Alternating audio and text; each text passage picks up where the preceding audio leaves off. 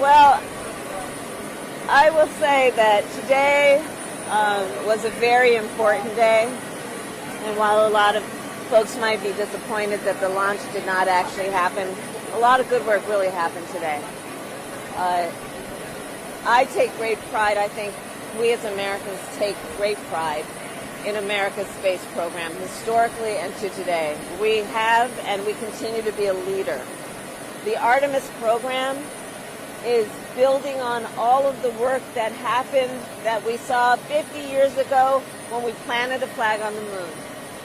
America's leadership. And this, building off of that 50 years later, is a program that will not only go to the moon, but it's not going to be a temporary visit.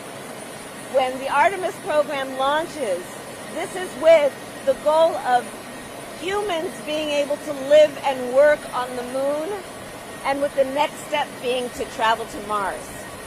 So it is very exciting, and what today was a test. It was a test of pure innovation, inspired by the possibilities of what we know can be, and America's leadership on all of that. So I'm very thankful to the engineers, the astronauts, the technicians who I spent time with today at NASA, the private sector partners we have, the international partners that we have. The work that happened today was a test that is also going to teach us what we can learn about what was working and what wasn't working. Innovation requires this kind of moment, where you test out something that's never been done, and then you regroup, and you figure out what the next step will be to get to the ultimate goal, which for us is going to the moon and showing how humans can live and work on the moon, and again with the next step being to go to Mars. Michael, specifically, is gonna. What was your question? Reflecting on not just the significance of today as Artemis 1, but having an opportunity to see the hardware that will be part of Artemis 2 and 3, those human missions. Yeah. How do you reflect on the fact that that progress is tangible and is ongoing? It's so entirely,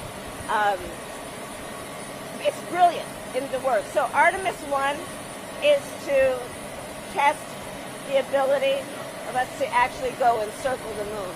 And then Artemis 2 will be that it will actually be a crew that will be on, or am doing that work. And then 3 is that we actually then, that crew will land on the moon and begin to live and work on the moon. So this is the first step in that. What I saw today are the capsules that are being built for Artemis 2 and Artemis 3. The technology is extraordinary. I met with a technician who is third in her family, third generation, to work on our space program. The first generation, her grandfather, worked on Apollo. And so you look at every layer and every step from those first shuttles to the moon to what we're doing now and how the technology has evolved. It's extraordinary.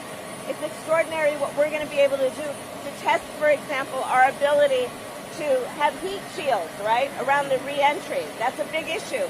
And so scientists and engineers have been working on this for a decade, figuring out how we can keep this mission intact and allow it to do what the previous missions really probably dreamed was possible, but couldn't do at that time. Who specifically is going to fit the bill for student loan Vice President Harris, Tarek Malik with Space.com. You saw the Artemis 3 capsule. That's the one that will take what NASA says the first woman, the first person of color to land on the moon. Why is it important to have that kind of diverse and inclusive approach in a new era of deep space exploration? So today I spent a lot of time with our astronauts and with members of Space Force, Space Guardians, and students who are studying STEM. And they are every background you can imagine. Young people who are smart, women, people of color. And what they bring to the process is experiences that are the range of human experiences. They give perspective that cover the range of perspectives that we want to incorporate, not only in the mission itself, but how we are thinking about space exploration, because so much of space exploration is about science, it's about research, it's about testing our ideas of what is possible and then seeing if it can come true. the diversity of thought that goes into that, the more diverse, the better the outcome will be.